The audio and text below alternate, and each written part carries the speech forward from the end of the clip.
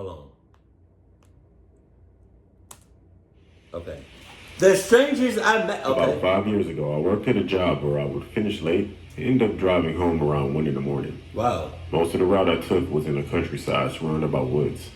I drove past quite a few people who needed help, so I always had jumper cables, spare gas, and other tools I might need in my car.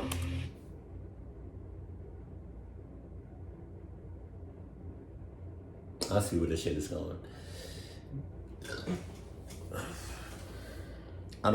I forgot what the title of this video was, but I see where this shit is going. You got jumper cables, you got extra gas, but I tell you what you don't have, some Adidas. I bet you my whole life you don't. And if you do, they definitely some bootleg shits. Talking about some Adidas. One rainy night, when I was driving home, I noticed a parked car on the side of the road with their hazard lights on.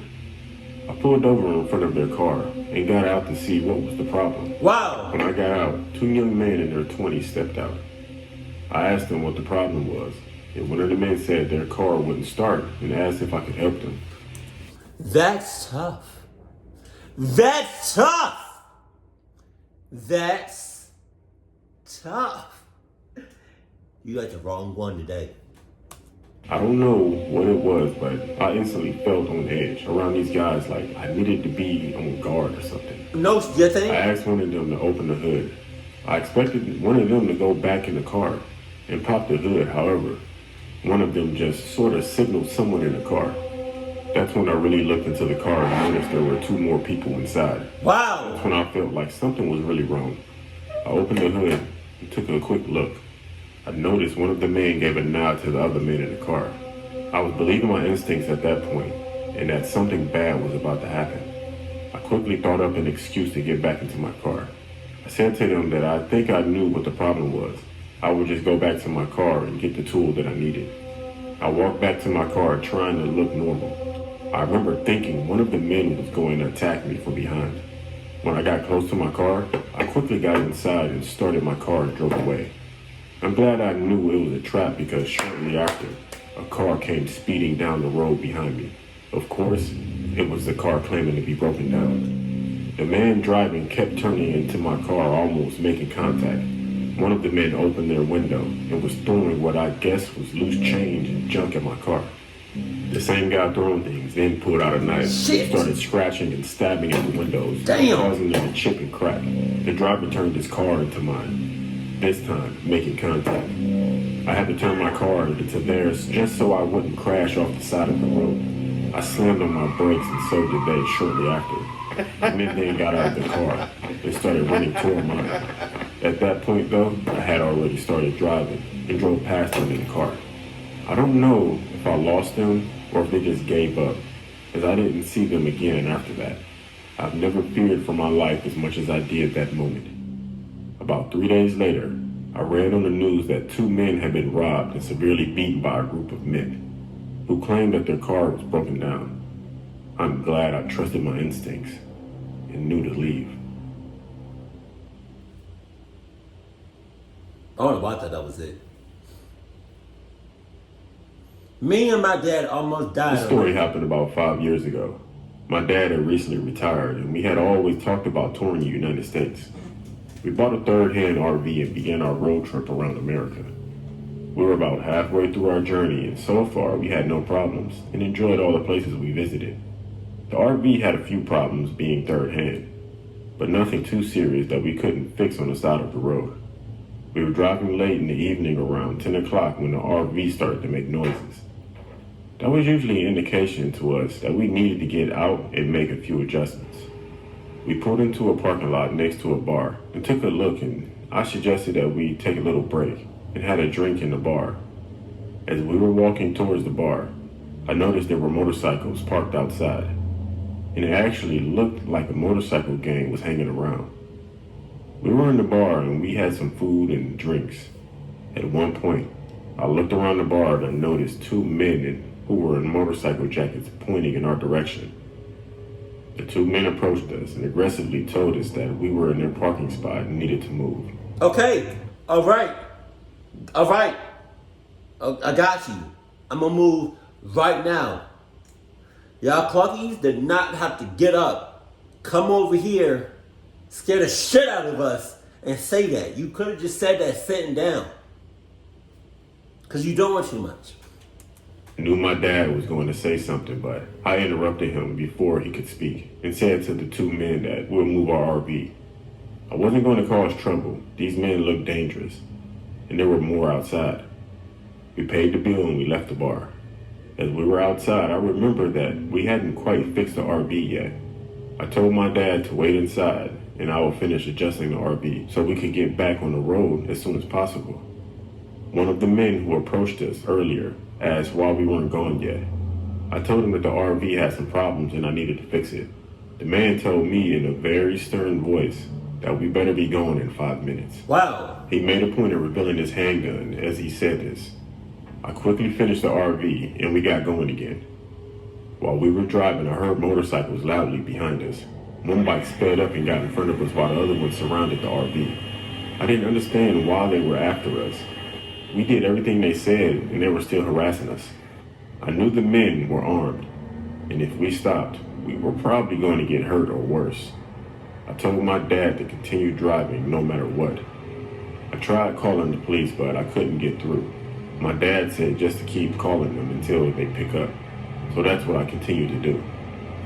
The RV started to make noises again, and it wasn't long before the engine cut out, and we had no choice but to stop. Oh, come on. The men got off their bikes and started approaching the RV, but for some reason they quickly turned around, got on their bikes, and drove away.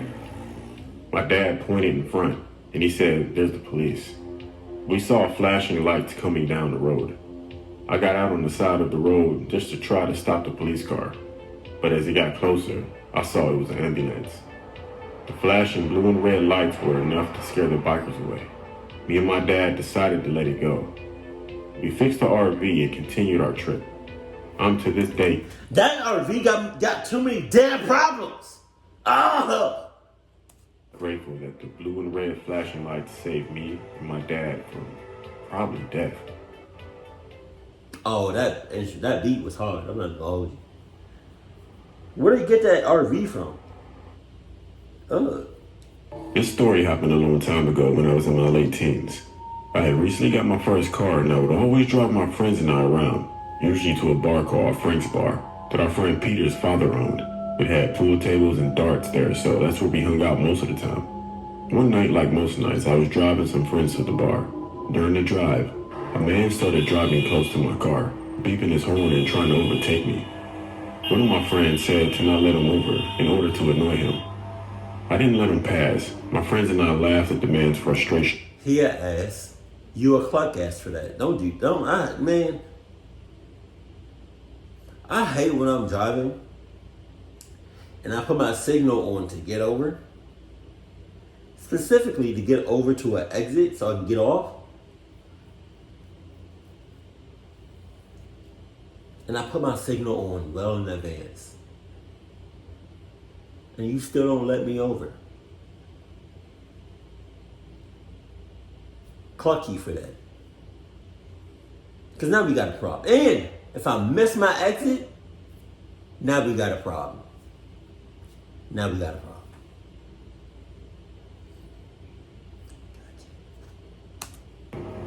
For some reason, the man slammed on his brakes, nearly crashing into a barrier on the side of the road. We continued to laugh. Then we arrived at Frank's Bar. We had dinner, played pool, and had a few drinks. As Peter's dad owned the bar, we would always stay late past closing time. My other friends had left a little earlier that night, so it was just me and Peter.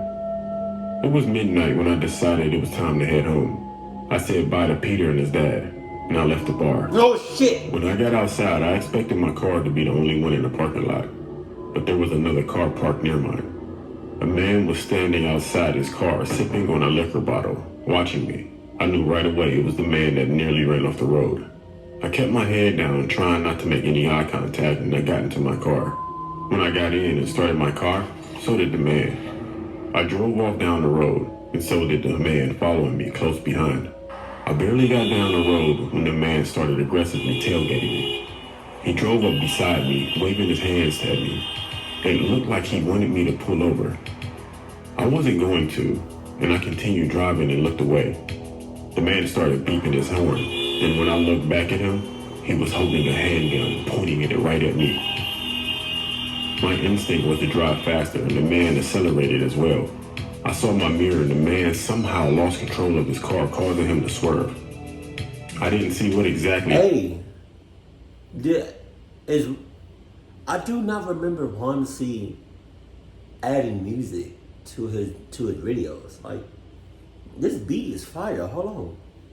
Is this something new he did, or he always did this? Happened is I was focusing on the road, concentrating to driving fast and to get away from this guy.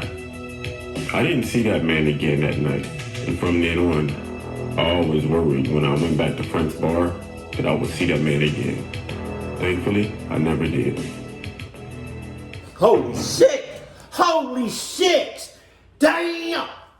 Damn! How you not see that? How you not see him? Oh shit, that was it. Man, you got me all the way clocked up, man. Get the clock out of here. Jesus.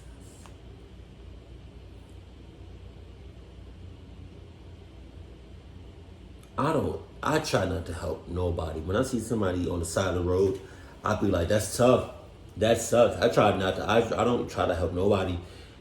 Because the chance of me getting clocked up is 50-50. And I'm not taking that chance. Because I got some plans for my future. So, yeah. Don't got time for it. Not today or any other day. Now, if y'all, want to help people on the side of the road, go ahead. Go right ahead. I remember one day, I was getting off an exit, and there was this car that was looked like it was broken down or whatever, and there was a car in front of that car, and a person was trying to help out the one that was broken down. I was like, I drove past, I was like, you got some real cojones, cause I'm not gonna, you got it. Nah, not that. Nah, you got all of that. Keep cool, keep it classy, and I love you. Stay happy, my family.